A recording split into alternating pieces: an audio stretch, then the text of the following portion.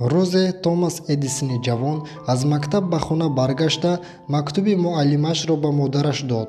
Модар гиря карда мактубро бо овози баланд хонд. Писари шумо камақл аст. Ин мактаб хеле хурд аст. Ин ҷо муаллиме нест ки ба ӯ чизе омӯзад. Илтимос ба ӯ худатон дарс бидиҳед. баъд аз чанд сол баъди гузаштани модараш ки Томас Эдисон яке аз ихтироъкунони бузурги дунё буд, боре суратҳои кӯҳнаи оилавии худашонро нигоҳ мекард ва тасоввурдан он мактубро пайдо карда хонд. писари шумо камақл аст. мо дигар бо ӯ бо дигарон дар мактаб дарс дода наметавонем. барои ҳамин тавсия медиҳем ки мустақилона дар хона дарс бидиҳед.